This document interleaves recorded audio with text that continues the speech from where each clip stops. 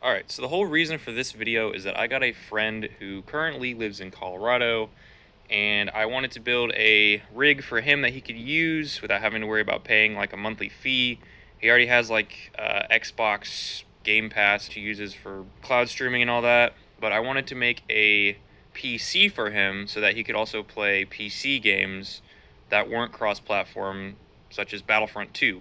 He owns Battlefront 2 on the Epic Games Store, and I need more Battlefront buddies, so I want to help him out. He is planning on returning to where I live, and so I might just fix this up and give it to him. I don't know. I might give him a different PC, but I don't feel like mailing him another computer because, yes, I've done that before. But I'm going to get this reconfigured. It has a 1060. It is using DDR3 RAM, and there's 8 gigabytes of it. However, it's going to be fine for the games that he wants to play. Though at least the ones that I know about. So like Battlefront obviously is fine. You can play Battlefront with an even worse graphics card than a 1060. But there's no ray tracing with Battlefront anyway, so even if you had like an RTX 3050 or any RTX series at all, you're not going to get ray tracing unless you have like mods or something. Anyway, so this is completely sufficient for what he's trying to use it for, as far as I know. Little did I know the CPU was actual garbage.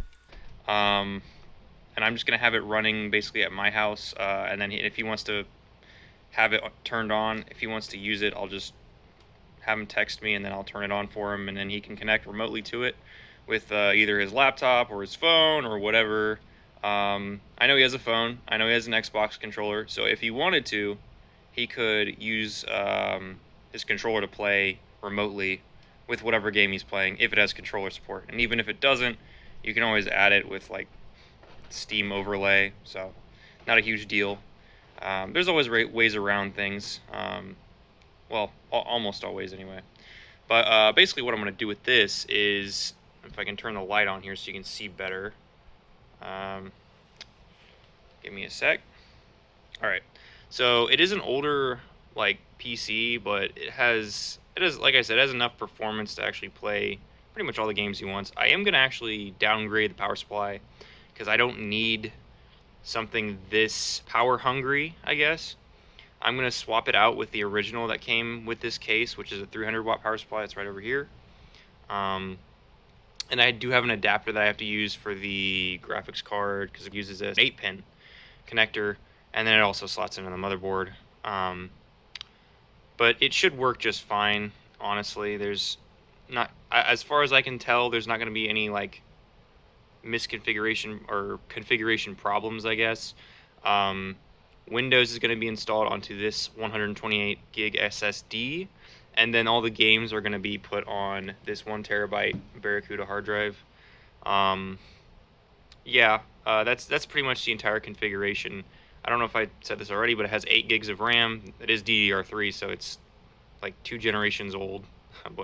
but it should be fine for what I'm trying to use it for, and for what he's going to be using it for. Yeah. I don't even know if this rig is going to have a monitor, to be honest, or at least not one connected all the time, because it doesn't really need one. It's pretty much just a cloud server. But yeah, so I'm going to put all these components inside the PC, and then I'll come back when I have Windows installed with like the Epic Games Launcher. I'm going to do some like cleanup with it too. I'm going to run like debloating software that somebody came up with that should remove a lot of the crap that Windows, or that Microsoft tries to put in Windows 10, like Copilot and the Microsoft Excel suite. Like, you don't need that for a gaming PC. But yeah, I'll be back once Windows is installed and everything's pretty much ready to go, and then I'll showcase like how games run on it and stuff, and that way you can just kind of get a feel for how the system is going to perform. And just remember, when you're doing this kind of thing, don't have drinks on the same table as your workbench, so you don't get it like sticky or have it short circuit, because that would just be the absolute worst. So be smart. So, unfortunately, things didn't exactly turn out the way I had wanted them to, or anticipated, or had originally set them up to be, because instead of using my desktop, I had to switch to using my laptop. I tried running Battlefront, which was like the main game that mattered, on my desktop, but it just did not perform very well.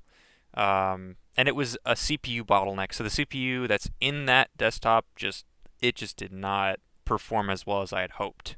So the specs did change a little bit. We have a 1050 Ti, GTX 1050 Ti in this laptop, along with a much better processor, 8th gen Core i5 8300H, and 16 gigs of RAM. I got my external HDD right here that has Battlefront on it, so plenty more space for other games, And then to actually stream the games, I'm using Parsec, so got that up on my phone. This is a Razer Kishi, and yes, this is in fact a phone, not a handheld PC or a handheld Android console like the ones that Aya Neo makes.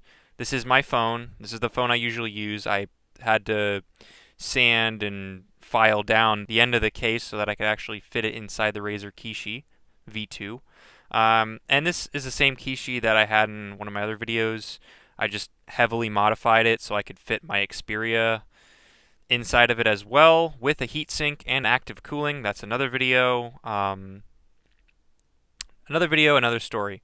Anyway, so if I wanted to right now, I could connect to my PC and stream the game directly to my phone.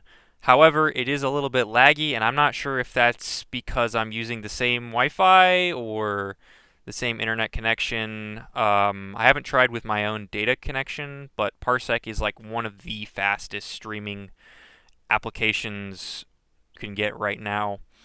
And it doesn't just support like wired controllers. You can also use Bluetooth controllers. So down here I've got my. This is a I think it's Nyko.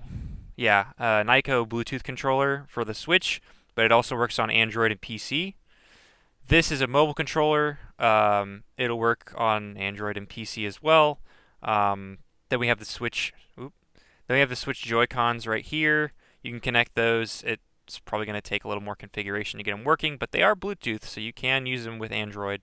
And then on the very far end, we have my wired controller, which it's USB, so I can easily just plug it into my PC and use it. There's an application called X360CE, which emulates an Xbox 360 controller, which is what a lot of games will pick up if you have one of those.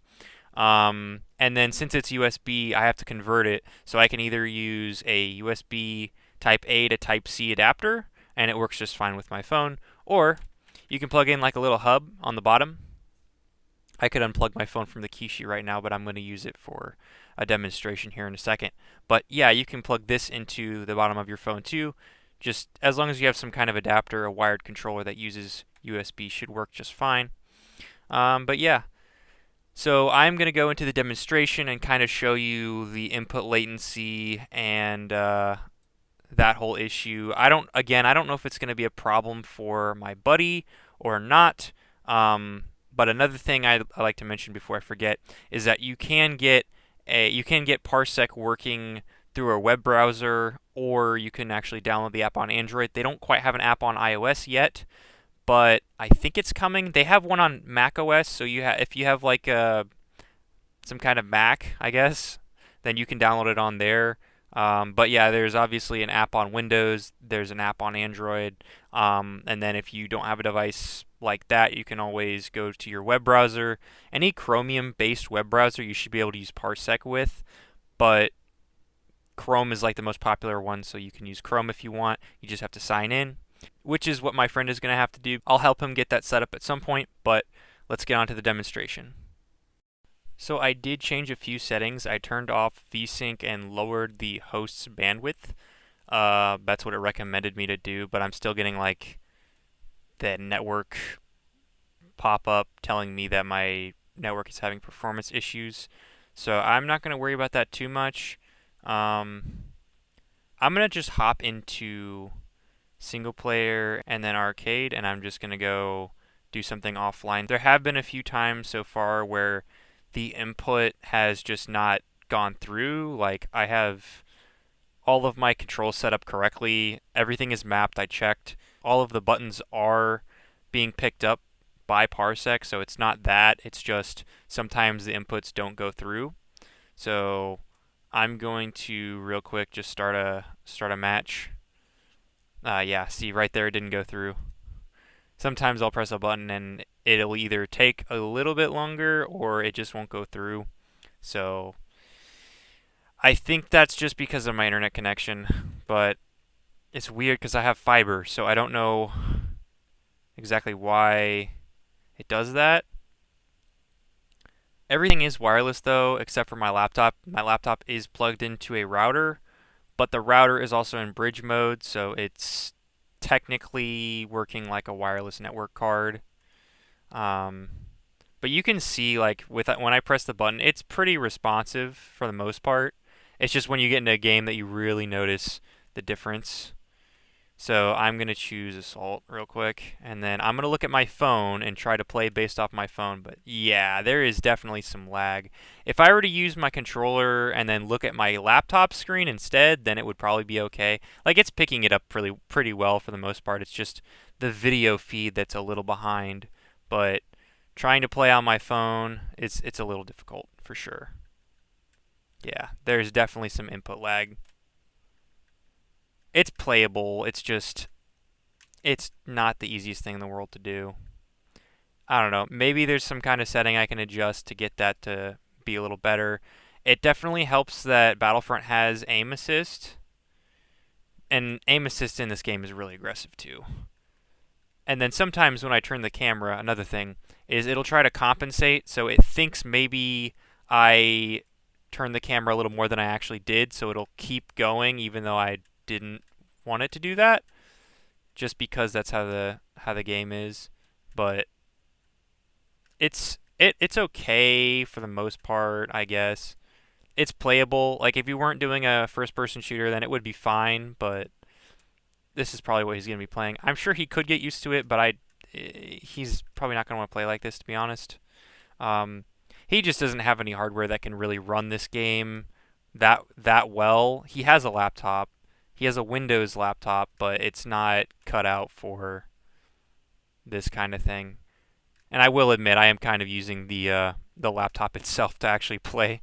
It's hard not to look at the bigger screen just because my eyes are like, oh, it's more detailed. It's real time as opposed to being streamed.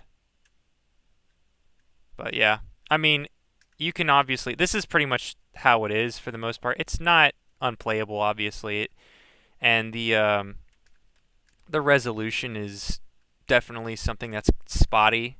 I don't know if there's a paid tier for Parsec or not. I seriously doubt he's going to want to do that.